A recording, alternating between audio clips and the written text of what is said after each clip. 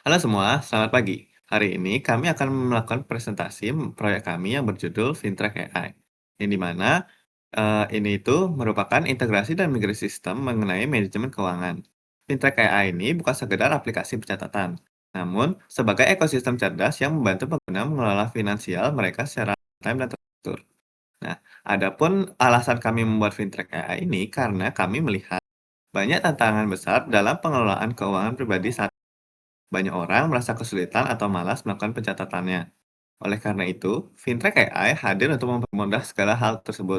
Kami juga melakukan integrasi menggunakan teknologi AI untuk mengoptimalisasikan, melakukan pencatatan data, dan menggunakan sistem migrasi database yang terstruktur guna menjamin keamanan dan akurasi data pengguna.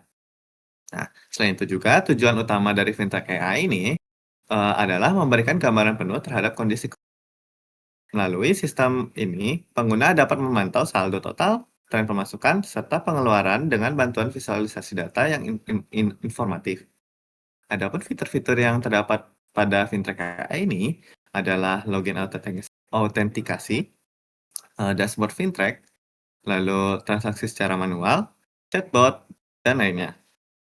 Nah, untuk itu kita mulai saja dari login autentikasi. Di sini kita bisa melakukan login secara jika sudah memiliki akun ataupun jika belum memiliki akun, kita bisa melakukan daftar. Nah, di sini saya akan melakukan daftar.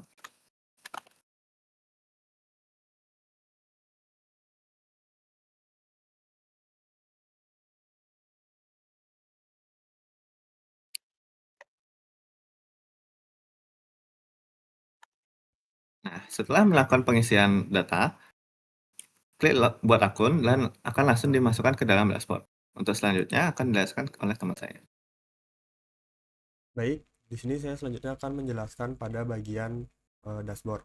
Jadi pada bagian dashboard ini itu menampilkan visualisasi agar dapat mempermudah pengguna atau user dalam melihat eh, kondisi keuangan sesuai dengan tujuan dari dibuatnya Fintrack AI ini. Jadi yang pertama itu ada visualisasi untuk saldo total, kemudian di tengah itu ada visualisasi untuk pemasukannya, kemudian juga ada untuk pengeluarannya. Di sini juga disediakan pengelompokan agak ke atas terus tuh. Ada pengelompokan harian, bulanan, tahunan atau menampilkan semuanya. Ke bawah. Kemudian ada tren keuangan di mana di sini akan menampilkan pemasukan, pengeluaran secara dalam bentuk grafik sehingga dapat kita track untuk tren keuangan dari pengguna. Yang ke bawah lagi. Kemudian di sini juga ada pengeluaran per kategori yang dimana nanti akan ada pencatatan kategori di bagian selanjutnya dan juga ada pemasukan sumber yang dimana nanti di bagian selanjutnya juga akan dijelaskan nanti akan muncul di sini sebagai visualisasi agar terlihat pemasukannya dari apa saja kemudian pengeluarannya untuk apa saja. Mungkin bisa dilanjutkan pada bagian selanjutnya.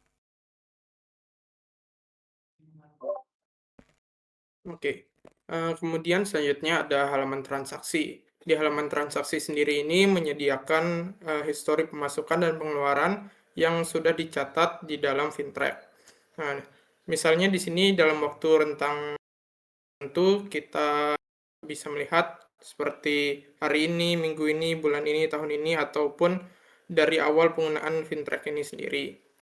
Kita juga bisa melihat berdasarkan pemasukan saja ataupun pengeluaran saja. Nah, selain itu, di halaman transaksi ini sendiri juga ada fitur tambah transaksi yang akan dijelaskan oleh teman saya. Oke, selanjutnya ada fitur tambah transaksi. Di sini kami menambahkan sistem yang namanya create, read, update, dan delete.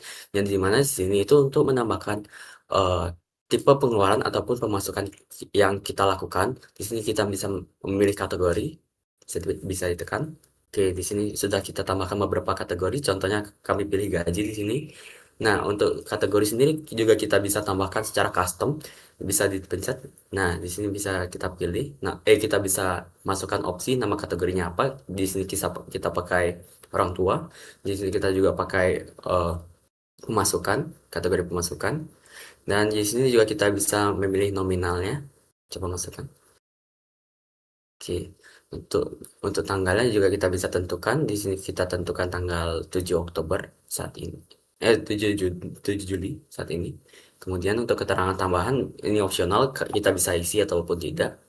Mungkin coba diisi uang bekal, isi uang bekal. Oke, boleh. Simpan. Di sini bisa kita simpan. Oke, setelah tersimpan, maka kategori atau data yang barusan kita masukkan sudah bisa terlihat di dalam halaman transaksi. Di sini juga kita udah menambahkan sistem delete yang bisa kita lihat di pojok kanan itu ada logo tong sampah. Kalau kita menekan tombol itu, maka transaksi tersebut akan terhapus dan tidak tercatat di dalam database lagi. Mungkin bisa coba dipencet juga. Oke, oke, oke. Dapat kita lihat di sini sudah tidak ada ya. Oke, mungkin selanjutnya akan dijelaskan oleh teman saya.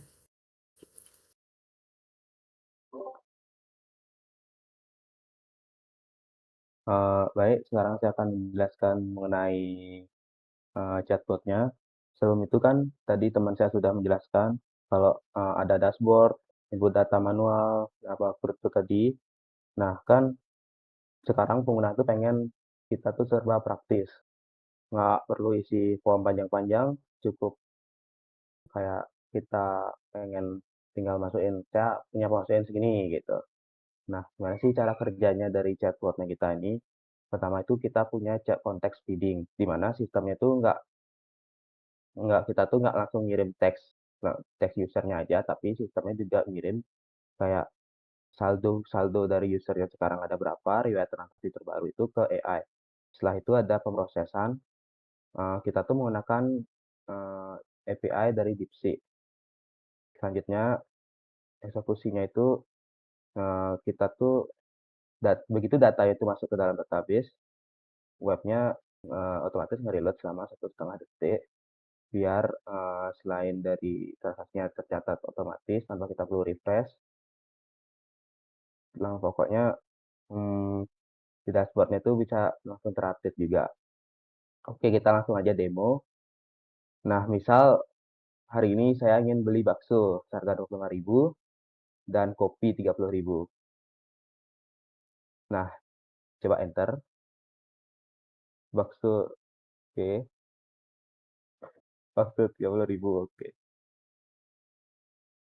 Oh, kita tunggu sebentar. Nah, sudah itu, sudah diupdate.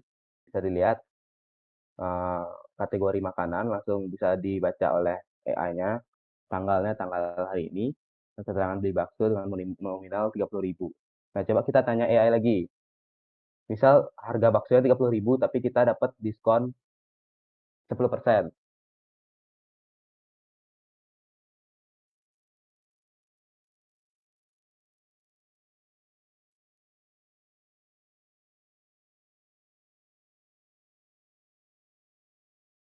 Oke. Jadi diskon 10% itu dikurangin 3.000, AI langsung bisa ngasih diskon. Jadi nominal yang terkurang di dompet kita cuman 27.000. Nah, coba kita pemasukan deh sekarang. Saya dapat uang dari orang tua saya 100.000 hari ini.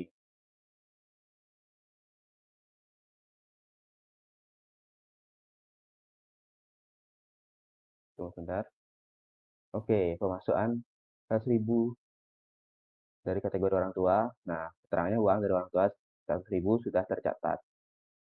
Nah, misal ternyata orang tua kita PHP, nggak jadi kasih kita uang 100.000, terus kita ketik batal deh, ternyata orang tua saya bohong.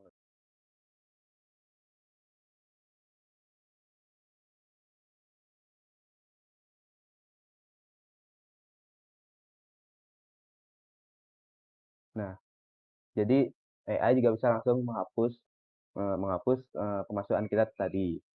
Nah, selain itu AI bisa juga untuk menganalisis keuangan kita. Misal, coba analisis keuangan saya, di mana saja saya harus memperbaiki.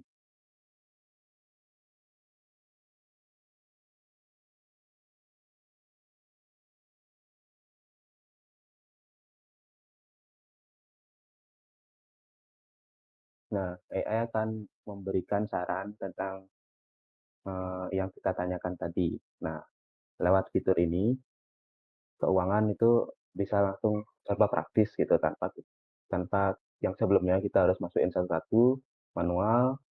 Sekarang kita tinggal langsung ngasih perintah kepada AI-nya, langsung dia yang bekerja seperti itu. Terima kasih.